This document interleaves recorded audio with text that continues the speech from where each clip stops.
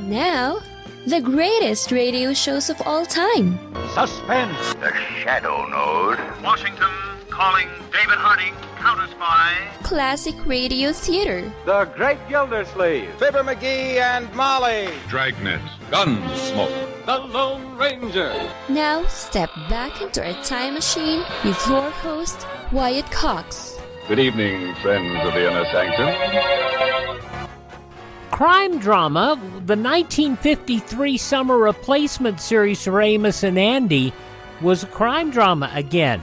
This one, Dick-Powell as Richard Diamond, private detective returning to the airwaves. This episode from June 7th, 1953, The Cover-Up Murders. Now, your Rexall family druggist brings you a transcribed half hour with Richard Diamond, private detective, starring Dick Powell.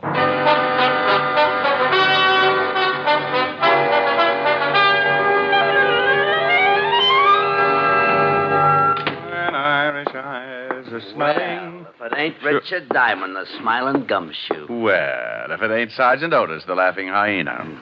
The lieutenant in? Yeah, go on in and spoil his afternoon. You know, Otis, I think you've got the kindest, most wonderful face in the whole wide world. You do? Absolutely. But I do wish you'd do me a favor. Oh, sure, anything. Stop wearing it upside down. Hello, Walt. Hello, Rick. Sit down. Oh, thanks. What's doing? Want a sandwich? I'll take some of that coffee. Sure. Something on your mind, Rick? No, just got tired of sitting around the office. No business? Not in a week. Got any sugar? Oh, yeah, I forgot. Here. Yeah, Otis? Lieutenant, I got some guy on the phone who won't give me his name. Says he wants to talk to you. Matter of life and death. Okay, put him on. Right. Homicide, Lieutenant Levinson. I'm going to say this once, so listen carefully. Tonight, somewhere in New York City, I'm going to kill a man, and there's nothing you can do about it. What? Promptly at 8 o'clock, somewhere in this city, I'm going to kill a man. Hello? Hello? Something wrong? Some guy says he's going to kill somebody at 8 o'clock tonight. No, dandy. Crank.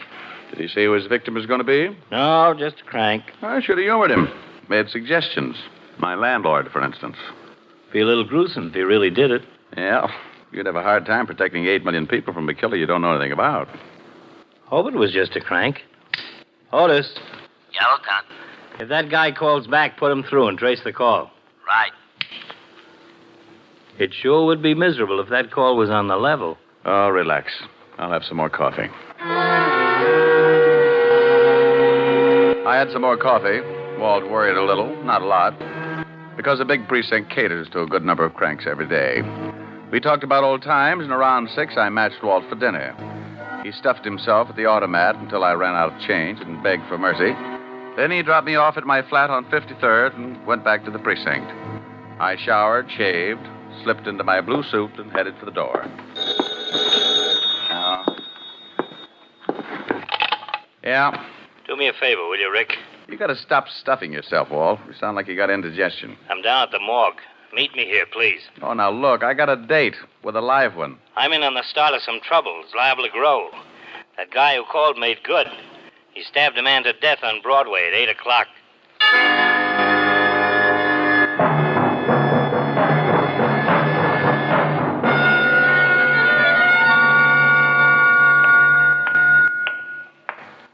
Here he is, Lieutenant. Hello, Walt. Hi, Rick. Thanks for coming down. Okay, Hal. Who is he? Or, who was he? Brother identified him, Abraham Weiss. Stabbed in the heart from behind with a long, thin instrument. On Broadway at 8 o'clock. That's right. A dozen people saw him stagger to the curb and fall. Most of them just thought he was drunk. You think your boy on the phone did it? 8 o'clock, right on the nose. Whoever did it must have walked up behind him, jabbed him just below the left shoulder blade, and kept on walking. What do you want me for, Walt? If this guy on the phone did kill Abraham Weiss and we can't find a motive, that's a little more than a simple killing. We may be mixed up with a madman. Oh, so I qualify in that league. You're one of the few guys who really is interested in criminal psychology. Well, I think it's the answer. You can't stop something unless you know the cause. Will you give me a hand, Rick? Sure. I've got Weiss's family at the station. Let's go see them.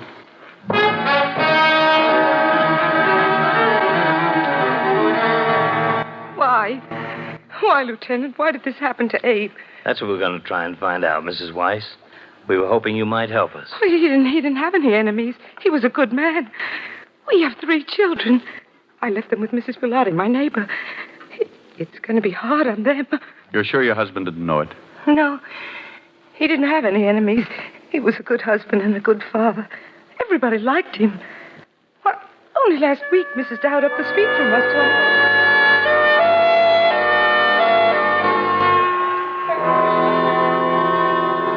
We'd like a list of your brother's friends, Mr. Weiss, where he worked, people he had business with, anyone you can remember who might give us a lead. Been sitting out there thinking about that. There just isn't anyone that I know would want to kill Abe. He was a good guy, did his job, took care of Louise and the kids. He didn't bother nobody. How long were Louise and Abe married? 6 years, maybe a little more. Nice girl, Louise. Oh, the best. A good wife. What happens to her now? I'll take care of her. You're not married, huh? No. Quite a job taking care of a widow and 3 kids. I'm doing all right. It's the least I can do. You got a girl? Yeah, why? Maybe going to get married, huh? Well, I'm engaged. I've been thinking about it. It'll have to wait for a while, I guess. Until Louise gets back on her feet. Okay. Tell us about some of your brother's friends. Well, I guess his best friend was Art Brearley. They was awful close for years. He told us about everyone he could think of. Gave us a dozen names and addresses we could check. Like Louise, Martin couldn't figure why anyone would want to kill Abraham Weiss. The next was Mrs. Rebecca Weiss, tired. The hurt in her eyes enough for all the mothers who had raised a son and lost him. We'll try not to keep you too long, Mrs. Weiss. It's all right, Lieutenant. You want to help? Would you like a glass of water? No. When will I be able to see my son? It's right that I should see my son. A few questions first, if you don't mind. I know you're trying to help. Certainly, a few questions. As many as you like, Lieutenant. Not long with Mrs. Rebecca Weiss. Nothing that would help to catch her son's killer. So we checked the people who had known Abraham, and there were plenty. His boss gave us a few more names to add to the long list. All of them friends who couldn't imagine why anyone would want to kill a nice guy like Abe. At 7:30 the next morning, Walt looked at reports and poured more coffee. Here. I'll put sugar in it. Thanks. If that phone call was on the level, why would a guy kill like that? Call us and tell us he was going to do it. What'd be his reason? Well, couldn't guess. But if that guy who called did do the killing, you can bet he'll phone again. Why? Well, he bragged he was going to do it. He'll want the credit. Well, I gotta get some rest. A couple hours anyway. Let's both get a couple.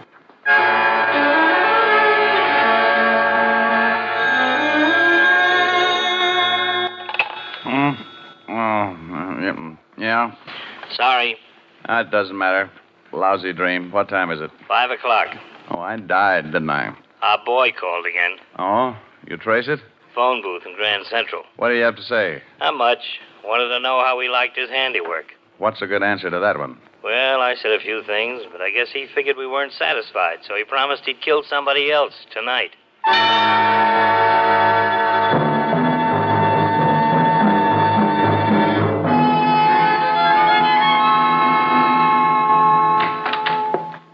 Hello, Rick. Seen the papers? No. Here. Fiend terrorizes city. Unknown killer murders at will. Police baffled. Everybody's on my back. Exactly what did he say? You want to hear? I made a recording. Let's hear it.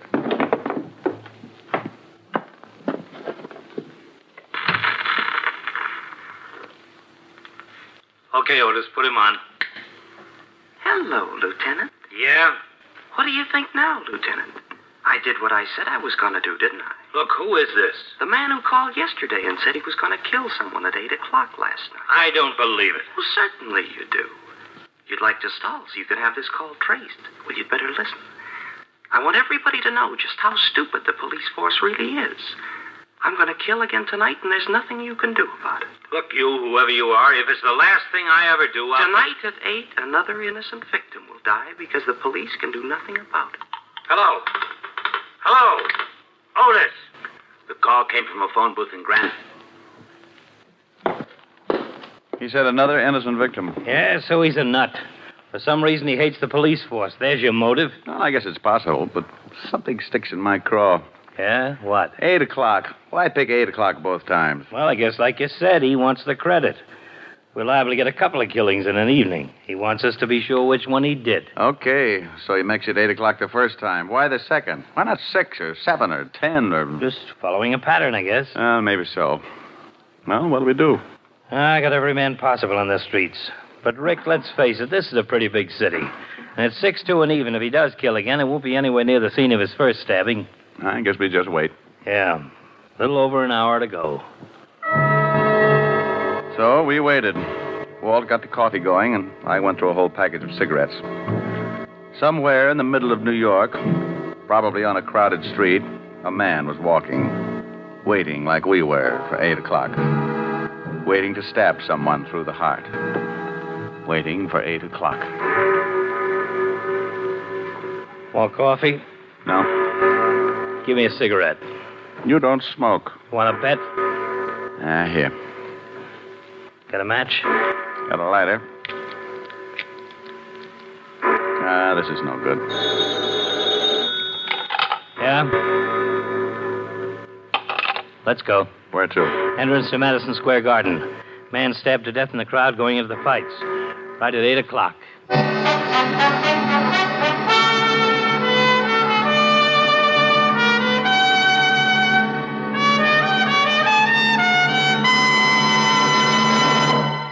June 7th, 1953, Richard Diamond, Private Detective on Classic Radio Theater with Wyatt Cox. Classic Radio Theater with Wyatt Cox, more of Richard Diamond, Private Detective, June 7th, 1953.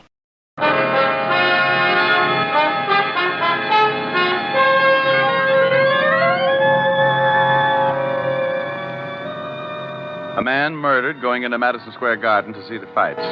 Stabbed through the heart while he stood in the middle of the large crowd. We went through the same routine, identify the body, question witnesses who had been close to him, see his friends, anyone who knew him. Name's Leon Ellis, small-time fight manager. No family, handles a young kid named Billy Martin. Wasn't fighting last night. At 10 o'clock the next morning, we found Billy Martin working at the East Side Gym. We talked to him for a while, but he couldn't help much. So we kept going, making our list of names, talking to everyone, all morning and into the afternoon. By 4:30, we were holding each other up. Look, we're working with a madman who kills anybody close to him so he can show how helpless we are to stop him. The whole city's in a panic. The newspapers are blasting everybody in the department, yours truly in particular. Yeah? I got him on the line again. He even bragged to me about this last killing. Trace it as fast as you can. Right. Start that recorder, Rick. It's our boy again. Okay. Go ahead. 5th Precinct, Lieutenant Levinson. You can skip the formalities, Lieutenant. Your sergeant told you who was on the line. Well, I did it again last night, didn't I, Lieutenant? Okay, so we can't stop you. I admit it. I'll admit it to the papers. That should make you happy. The police department can't do anything about it. That's what you want, isn't it? Again tonight, Lieutenant. One more person will die. Now, wait a minute. At least give me a chance to talk to While you. you trace the call? No. Tonight at 8 o'clock, and you can't stop me. Hello? Yeah?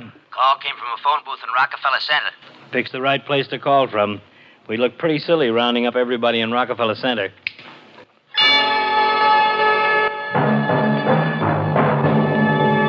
Walt looked sick, and I felt it. What could we do? We knew nothing about our killer or where he'd strike next. Walt called in the reporters and gave them the story. The papers would blast the department, but it was the best way to warn the public to stay off the streets. The department was alerted. Radio stations were given bulletins to broadcast. And Walt and I climbed into a prowl car and started cruising. At 8:05, it came in. Attention, all units in the vicinity of Zone 12. A 211 in front of 415, West 64th. 415, Williams, 6-4. Ambulance, dead body. Car 73, come in, please. 7-3, go ahead. 211 at 415 West 64 is a stabbing, Lieutenant. Roger. That's it, Rick.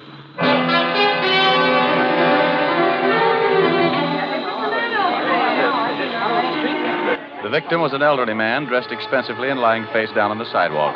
Again, no witnesses to the killing. Most of the people who had seen the man fall realized almost immediately what had happened because of the publicity on the last 2 killings.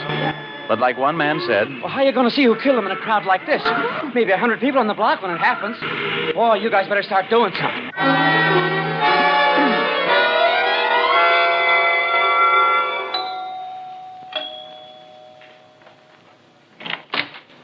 Yes, sir?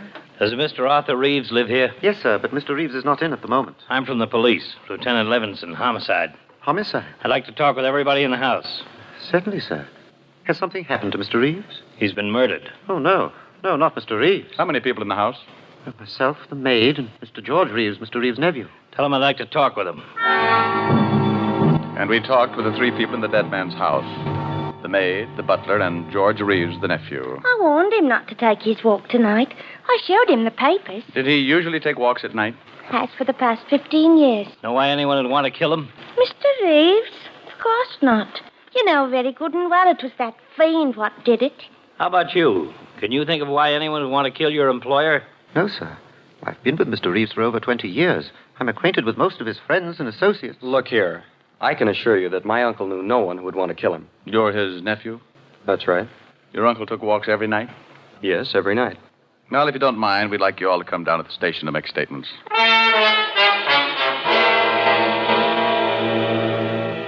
Okay, we got the statements, another list of names, and a long one. None of these killings tie together. Nobody on the first list has any connection with anybody on the second list. Let's face it, if that madman calls again, we can't stop him. Oh, take it easy, Well, will you? can we?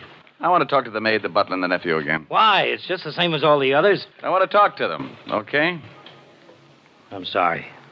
Getting jumpy. No, you're tired. So am I. Otis, send in the maid. What are you doing? Fixing the recorder. I may want to listen to it again. So we again talked to the maid, then the butler, then the nephew. And the tape recorder picked up everything they said, and it sounded very much like everything everybody else had said after the first 2 killings. Walt let them go home and went up to talk to the commissioner. When he came back, he looked pretty discouraged. I'm sure on the griddle. Solve it or turn in my badge. I want you to listen to something. Oh, sure. I've cut out sections of tape, stuck them together. Mr. Reeves took walks every night after dinner, and dinner was always at 7? That's right. Then he always left sometimes close to 8? Yes, 7:30 or 7:45. He was never gone more than half an hour? No. What time did he leave tonight? About 7:45. Weren't you worried when he didn't come back within half an hour? Well, certainly. Both the maid and I were very anxious. Were you all in the house between 7:45 and the time we arrived? Yes, sir. Where was Mr. Reeves' nephew? In his room. He went up right after dinner. How wealthy was your employer? He was very wealthy. Mr. Reeves, who inherits your uncle's fortune? Why, I do. Was Mr. Reeves ever longer than half an hour with his walks? Never more than a few minutes, one way or the other. Who handles your uncle's affairs, Mr. Reeves? Well, Richard B. Gregg. He's been my uncle's attorney for many years. Young Mr. Reeves has always been excitable. Gotten a lot of trouble in the past. Yes, he argued with his uncle many times. No, Mr. Reeves didn't come down and ask why his uncle had been gone so long. Certainly I worried about my uncle, but I thought he might have stopped along the way for something or other. Okay, so you took out pieces of the testimony and stuck them together. So what? Just this. Every one of these killings have taken place at 8 o'clock. I know, and it's worried you. Now, this is the first time that one of our victims was certain to be out on the streets at 8 o'clock. Coincidence? Maybe. Mr. Reeves was a wealthy man, very wealthy. And the nephew gets his money, and the nephew was in his room at the time of the killing. Who saw him? The butler and the maid both say he was up there. So he climbs out a window. His uncle was killed only 2 blocks from the house. Plenty of time to stab him, get back through the window. You're really reaching out, aren't you? Sure I am. What do you want me to do? Well, the nephew's voice certainly doesn't match the ones we got on the threatening phone calls. So he disguises it. I got an idea. What? Let's put a tail on all three of these people anyway. It's not much. It's all we've got so far. I'm going out to check on something.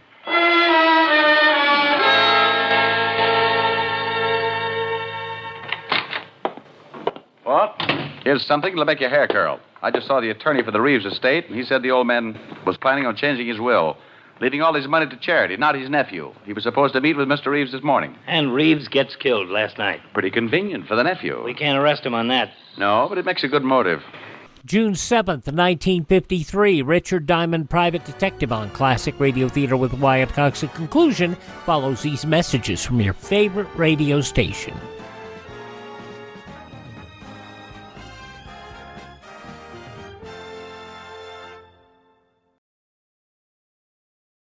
Just going to take a minute here to tell you about the big savings going on now, the clearance sale at mypillow.com.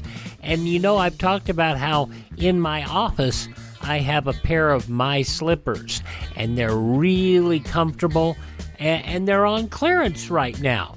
The mypillow.com slippers, $25 a pair, limit 10.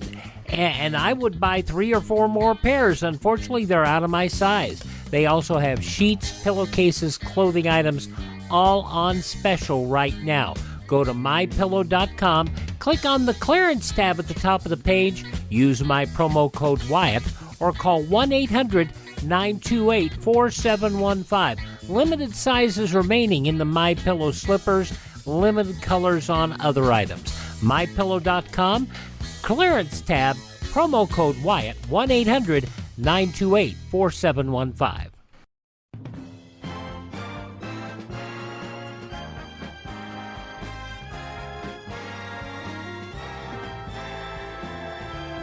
Thank you for tuning in to Classic Radio Theater with Wyatt Cox on your favorite radio station. Now the conclusion of Richard Diamond, Private Detective, June 7th, 1953. You think the nephew would kill 2 men and then his uncle just so it would look like a madman had picked out another innocent victim? You gotta admit it'd be pretty clever. There's an understatement. Yeah. He's on the line again, Lieutenant. I'm tracing him. Oh, no. Our boy again. There goes your theory. Hello? You can't do anything, Lieutenant. I've killed 3 men, and you can't stop me. I'm going to kill again tonight at 8. Hello? Was him, all right. Tonight at 8. Rick, we've just got to do...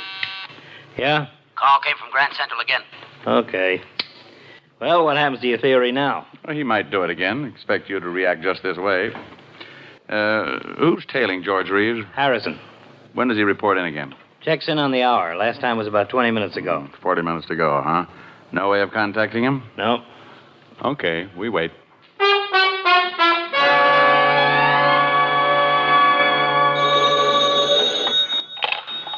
Yeah? Yeah? Where was he at 446? Don't let him out of your sight. Well? At 446, George Reeves made a phone call from a booth in Grand Central Station.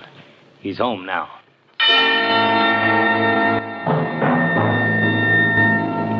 Well, we had something. A motive and a man calling from Grand Central, but not enough to make an arrest. We waited until 7 and then headed for the Reeves house. The area is surrounded. He'll have 2 men on him no matter where he goes. He's still in the house? According to Harrison. No, I want to do more than pick him up with a knife. Here he comes. Yeah, climbing into his car. Attention, cars 31415. Suspect heading east. Proceed east on your streets. We tailed him, keeping in contact with the other cars as they stayed parallel. When Reeves turned off, we went on ahead, notified the car in our right or left to pick him up. That way Reeves wouldn't suspect a tail. About 7:30, we got a call that Reeves had parked. We headed for the spot in a hurry. Suspect is heading north on Calder. Oh, get ahead of him. Park at the corner of Davis. We'll pick him up there. We stopped at the corner and got out of the car. We waited until we spotted Reeves walking in our direction and then let him pass and followed, staying close.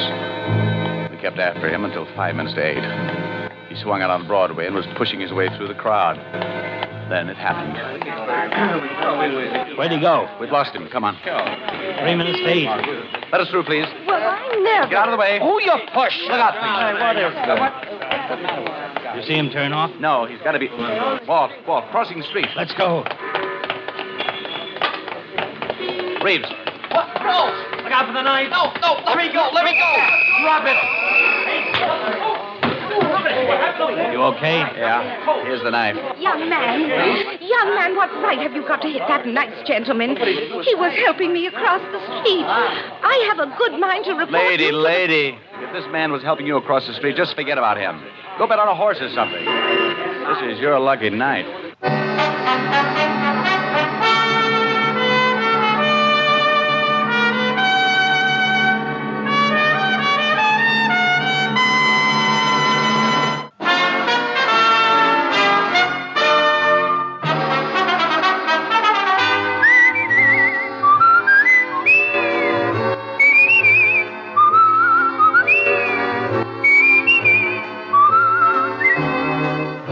Richard Diamond, Private Detective, stars Dick Powell in the title role and was written by Blake Edwards with music composed and conducted by Frank Worth. Dick Powell directed the RKO production Split Second, which is now in release. And his latest film appearance was in the Metro-Goldwyn-Mayer award-winning The Bad and the Beautiful. Richard Diamond, Private Detective is transcribed in Hollywood by Jaime Del Valle. This is Bill Foreman inviting you to be with us next Sunday at this time when Rexall Drug Products again bring you Dick Powell as Richard Diamond, Private Detective.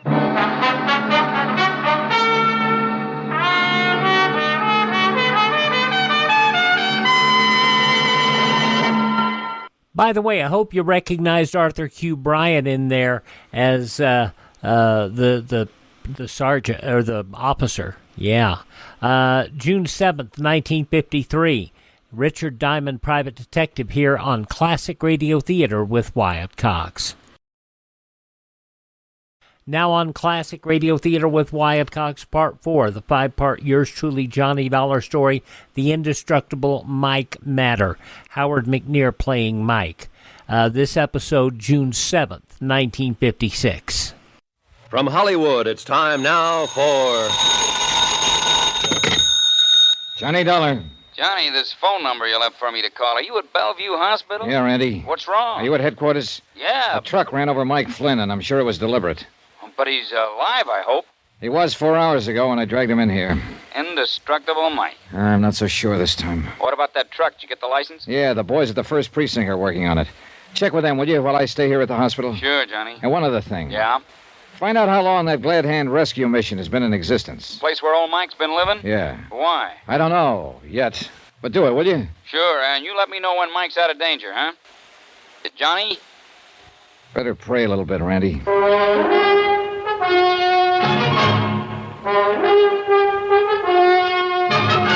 Tonight and every weekday night, Bob Bailey in the transcribed adventures of the man with the action-packed expense account, America's fabulous freelance insurance investigator. Yours truly, Johnny Dollar.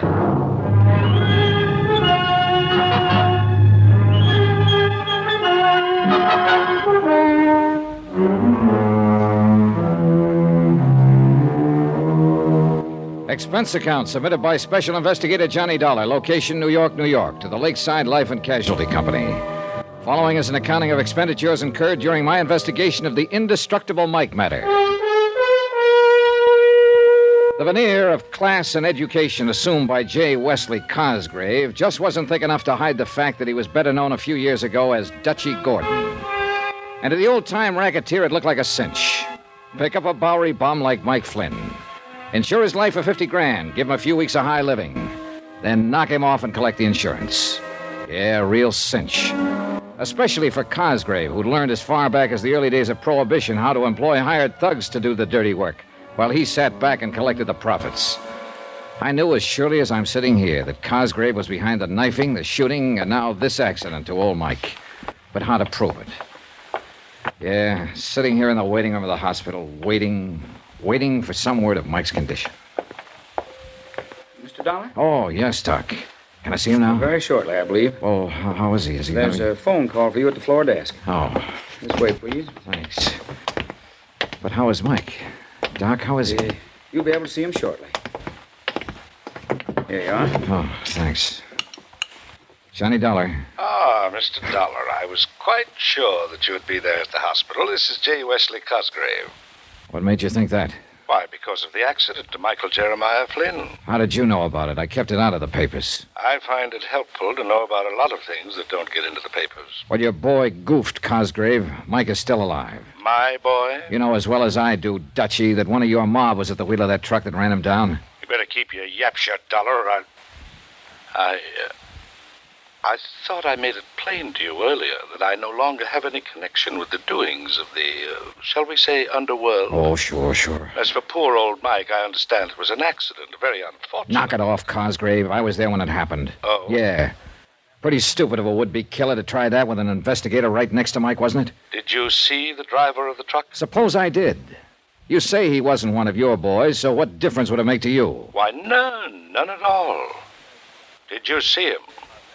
Why don't you worry about that for a while?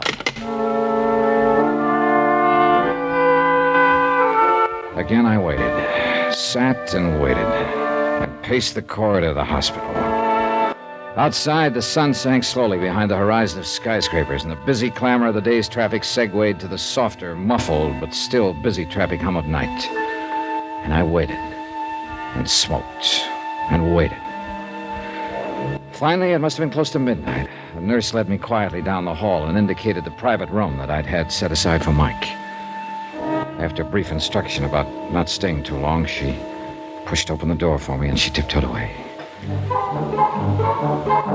And there, lo and behold, in all his glory, his head swathed in bandages but wearing a smile a mile wide, sat Indestructible Mike. Hi there, Johnny. Mike! Oh, Mike. You old reprobate. I guess there is something in prayer after all. How about this, Johnny? Isn't this swell? Isn't this the finest place you ever saw? Oh, Mike, you're going to be okay, aren't you? Gonna be? Yeah, I am now. But I guess I had those doctors scared. Oh, my, Johnny. You just should have seen the way they fluttered around. And those nurses, Johnny. I never saw such beautiful ladies in all my life. And so nice. And doesn't it smell good in here? The disinfectant they use in here is much nicer than Daddy Bill has at the mission. And you know something? I haven't seen a single bed bug. Not even a cockroach. Oh, Mike, I'm so glad to see you in one piece. Oh, sure I am. But an old bum hasn't any right in a pretty place like this. You had no more business living through that accident than... Oh, Johnny, how you talk. Yeah, and you mustn't talk so much. No matter how good you feel, you need rest. Time to heal up whatever got broken. Broken? Oh, me? Well, you still need rest and quiet. Here, I'll turn off this light. I'll see you in the morning. Oh, but, Johnny... Yeah? Johnny, how can I just sleep? Oh, too much pain, huh? Want the nurse to give you a hypo? Oh, they fill me up with more needles than you ever saw, but there's only one real painkiller, you know. Yeah. I'll see you later. If the administration of Bellevue Hospital ever found out that I was back in Mike's room a few minutes later, and why, they'd probably have my neck. But I didn't leave the whole bottle with him, I swear it. Only about 3 fingers in his water tumbler. And the blissful expression on his face as he closed his eyes to sleep made me sure I'd done right. Item 15180, taxi back to my dingy little hotel. And I thanked whatever gods may be that old Mike had pulled through. He'd been right. They just couldn't seem to kill him. So far. But I knew they wouldn't give up. Not with $50,000 at stake. 50,000 more to line the pockets of Dutchy Gordon, who I was sure was just as much of a racketeer as ever, despite his present name of J. Wesley Cosgrave and his pretense of gentility. Because his henchmen had always feared to squeal or died violently before they could, the police had nothing on him. My job was to find one of the mob, make him sing. But how? I guess I was still thinking or dreaming about it when my phone rang the next morning. Hello, J. Dollar. This is J. Dollar. Hello. Oh. Johnny Dollar. Hey, you still in bed? Oh, Randy. Yeah, I thought you were going to call me. Is he still alive? He sure was when I last saw him at about midnight. Oh, it's a miracle after what that truck did to him. And say, Yeah? The boys downtown found that truck. Yeah? Yeah, it had been stolen and was abandoned. Did they find any prints on it? Plenty. Whose? Lefty Skillman. Well, have they picked him? Yeah. They found him all right, tied up in a sack floating in the East River. Old-time gangster style. Oh, so help me, I knew that when Cosgrave You found say out... Mike's gonna be okay? Randy, he was sitting up in bed, perky as a cockatoo. No. I don't know how he does it. Why, he was all ready to pack up and go back to the Glad Hand rescue mission. Huh? Felt he didn't deserve to be in such a nice, clean place as the hospital. Bless his foolish heart. Did you find out anything for me about that flophouse? Yeah, that's what I called you about. But you still haven't told me... Well, what'd you find? Well, according to the records, the building was put up in 1901. As a mission? As a piano store, 1901 to 1906. A real respectable place. Then? Well, that section began to degenerate. 1906 to 18 was a cheap grocery store. 18 for 1956. From 1918 to 22 was a second-hand clothing store. And a speakeasy till 1929. Keep going, Randy. Well, I guess the Depression knocked that out, because next it was a saloon. How long? Let's see, 1944. That's when William Grover Larkin took over the lease. Daddy Bell. Yeah, that's right. I knew it, Randy, I knew it. Yeah, what? Dutchy Gordon, alias J. Wesley Cosgrave, told me that he'd got a hand from that mission when he was just a kid. That would have meant 25, 30 years ago at least. Yeah, it's only been a mission for 12, but... Hey, wait a minute. The lease on that property, when it was a speakeasy, it was in the name of Larkin, too. Add one more fact, Randolph, and you see what I'm getting at. What's that? Your own police files show Cosgrave was still in the rackets in 44. Yeah, but on a charge that we couldn't substantiate. Right. Tie him up.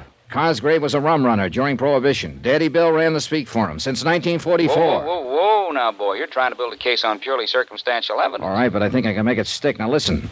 Where does Cosgrave get the thugs for whatever job he's pulling now? If he is. Of course he is. And he gets them out of that flop house. The boys he gives jobs to that are never seen again, remember? Yeah, wow. Hey, maybe it does tie up. Oh, you bet your sweet life it does. At least I'm going to tie it up. Yeah, no. Take it easy, Johnny. Just how are you going to go about it? Well, the first thing I'm going to... Well, hold it. What's the matter? Somebody outside the door of this room, I think. Hold on, Randy. Yeah, no. Wait a minute, Johnny. All right, what do you think you're doing? Johnny, hello! Whoever hit me with whatever he hit me with wasn't fooling. In the second before I passed out, I vaguely remember hearing a voice, the voice of the room clerk, shouting at whoever it was, and the sound of footsteps running away. Then blackness, and a dark, heavy throbbing in my head. Then after a long time, another familiar voice. It was Randy, I think. Dimly, somewhere along the line, I could see figures bending over me. Hear the voice again. Easy on the stretcher, boy. Then more darkness and the weird sounds in my brain. Other sounds, too, that seemed familiar and seemed meaningless.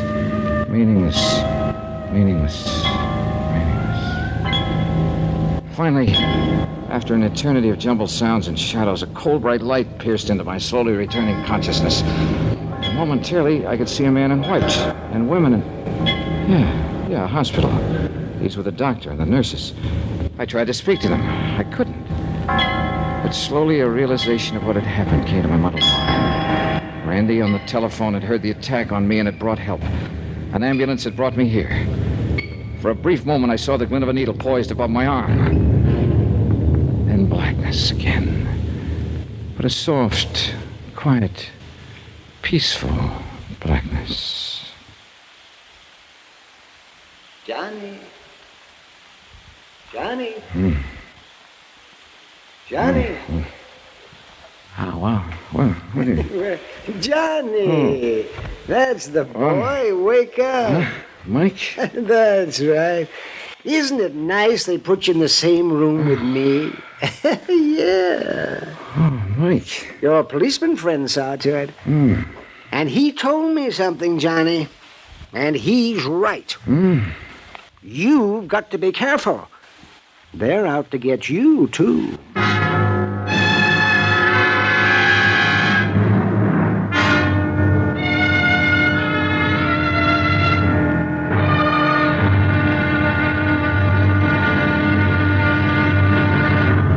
Now, here's our star to tell you about the final intriguing episode of this week's story. Tomorrow? Well, old Mike may have been indestructible, but I knew by now that I wasn't. So tomorrow, the wind-up. It had to be while I was still alive. Join us, won't you? Yours truly, Johnny Dollar.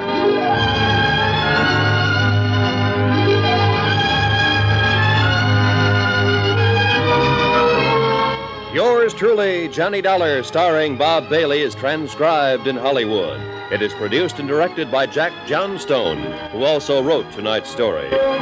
Be sure to join us tomorrow night, same time and station, for the next exciting episode of Yours Truly, Johnny Dollar. Roy Rowan speaking.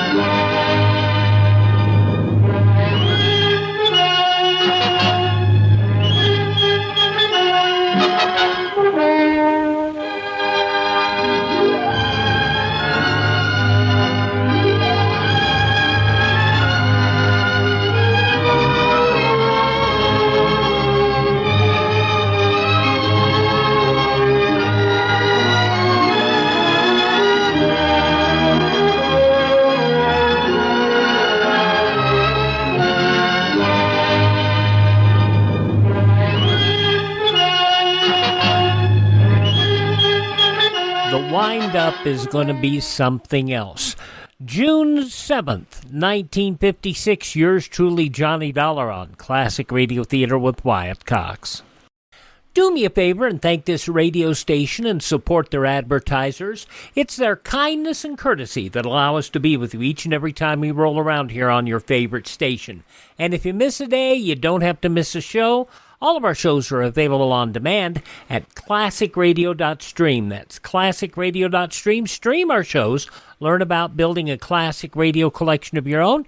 You can find a list of all of our places that podcast our program. You can also find our social media links. And if you'd like to support the show, you can buy me a copy. That Buy Me a Copy money helps us acquire additional classic radio collections and helps us maintain our distribution channels. That's at classicradio.stream. Classicradio.stream. Have yourself a great day. Tell all your friends the greatest radio shows are right here at this spot on the dial. Classic Radio Theater with Wyatt Cox, right here on your favorite radio station.